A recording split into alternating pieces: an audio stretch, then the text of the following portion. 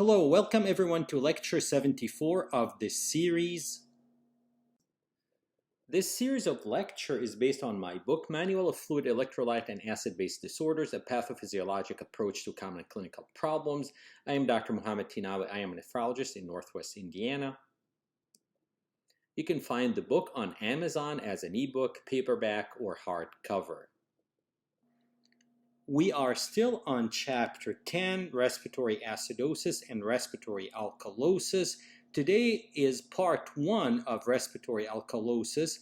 We will discuss definition and causes. Respiratory alkalosis is also called primary hypocapnia. It is like the mirror image of respiratory acidosis. So here we have a decrease in CO2 tension in bodily fluids. The metabolic compensation is a decrease in serum bicarbonate, and again, it's more pronounced in chronic respiratory alkalosis. We should avoid rapid correction of respiratory alkalosis, and we should address the underlying etiology. What is the definition of respiratory alkalosis? Respiratory alkalosis is alkalemia, so pH is over 7.45. It is due to a decrease in arterial pressure of CO2. PaCO2 is less than 35 millimeters of mercury. This happens when you have alveolar hyperventilation. Okay, alveolar hyperventilation relative to CO2 production. This is what we call primary hypocapnia. Respiratory alkalosis can be acute or chronic. If it is acute, bicarbonate decreases by 2 milliequivalents per liter for every 10 millimeter of mercury drop in PaCO2. In chronic respiratory alkalosis and alkalosis lasting over 24 hours, the bicarbonate decreases by 5 milliequivalents per liter for every 10 millimeter of mercury drop in PaCO2. This decrease in bicarbonate is called metabolic compensation. And in chronic respiratory alkalosis, this strong metabolic adaptation takes 2 to 3 days. I've showed this slide twice before. Let's focus on the last portion of it. Again, respiratory alkalosis is an increase in pH to over 7.45 due to a drop in PaCO2. If it is acute, for every 10 millimeter decrease in PaCO2, the bicarbonate decreases by 2, while for chronic, it decreases by 5. There is a limit. In the acute, the bicarbonate cannot go below 18. In chronic, it cannot go below 12. Metabolic compensation is very efficient in chronic respiratory alkalosis and can result in complete normalization of arterial pH, in contrast to any other simple acid-base disorder. Now, like we said before, in simple acid-base disorders, the PaCO2 and the bicarbonate move in the same direction. If they move in the opposite direction, one is up, one is down, it means that we have a mixed acid-base disorder. Let's take an example. A patient with pulmonary fibrosis has ABGs as follows: pH 7.47, so we have alkalemia. PaCO2 is 24, so we have respiratory alkalosis. The bicarbonate is 16, so both went down. The diagnosis is chronic respiratory alkalosis. It is a simple acid-base disorder. The compensation is as expected.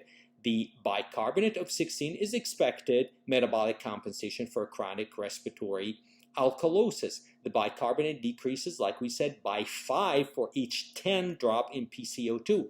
So the PaCO2 here dropped by 16 from 40 to 24. So the decrease in bicarbonate is 5 times 1.5, or approximately 8. And here we have a bicarbonate of 16, which is equivalent to 24 minus 8. So this is a simple, straightforward chronic respiratory alkalosis with metabolic compensation. Let's take a different example. A patient hospitalized with pulmonary edema was aggressively receiving loop diuretics. ABGs show pH of 7.61. so we have alkalemia. PaCO2 is low, 30, so we have respiratory alkalosis. Now bicarbonate here is 29, so the PaCO2 went down, but the bicarbonate went up. So when they move in opposite directions, so we may have mixed acid-base disorder. Now, this patient has acute respiratory alkalosis due to pulmonary edema, but he was being aggressively diuresed. So this gives you metabolic alkalosis. Why? The bicarbonate is 29, which is 7 milliequivalents per liter higher than what is expected of only 22, because the PaCO2 dropped by 10. So in acute respiratory alkalosis, the bicarbonate should drop by 2. 24 minus 2 is 22.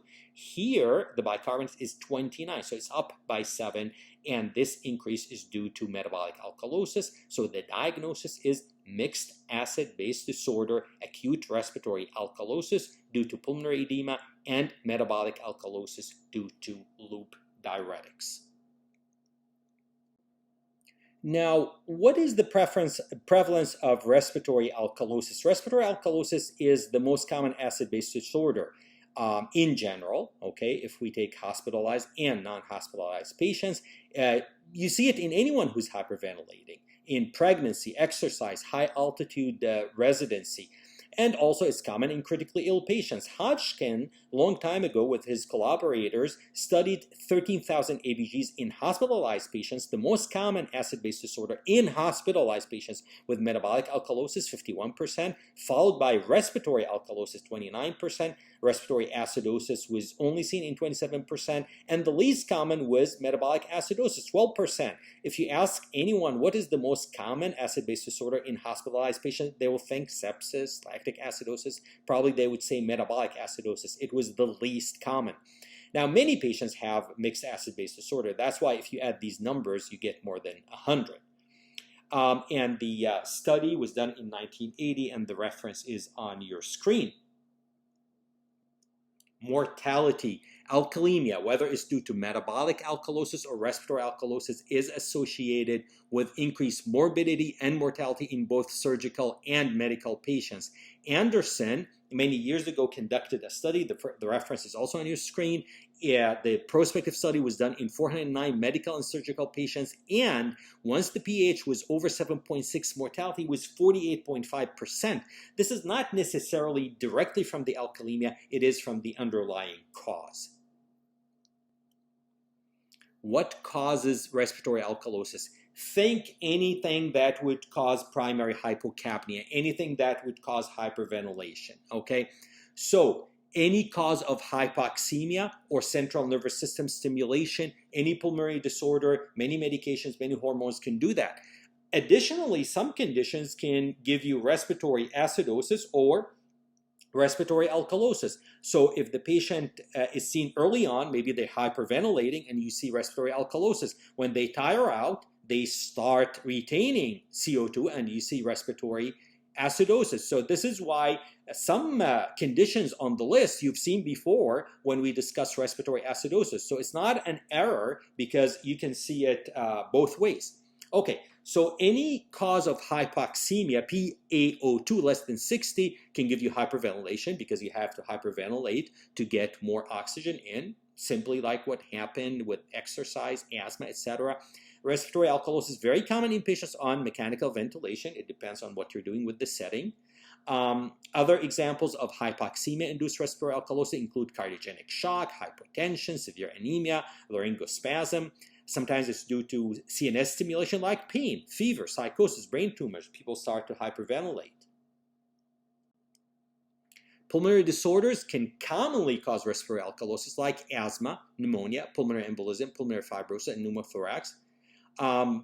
Sometimes medications on hormones can do it. In pregnancy, progesterone does it. Salicylate, very, very common example, especially in adults if they get salicylate toxicity. Nicotine can do it. Xanthines can do it. The most common medication-induced hypocapnia is salicylate. Keep that in mind. If you have an unexplained respiratory alkalosis, check salicylate level. Respiratory alkalosis is very common in sepsis, in liver failure, in heat exhaustion. Now, I want to introduce a concept called pseudo-respiratory alkalosis.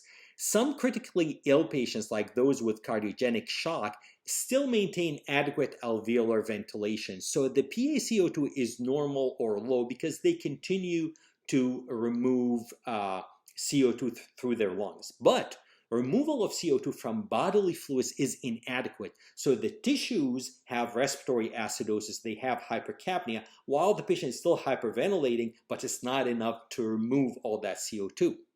Now, if you do venous blood, you find acidemia. So those patients have venous acidemia due to mixed metabolic acidosis and tissue respiratory acidosis. So on a tissue level, they have respiratory acidosis and metabolic acidosis. They're producing lactic acid. The CO2 is stagnant, while their arterial pH is either mildly acidic or alkaline.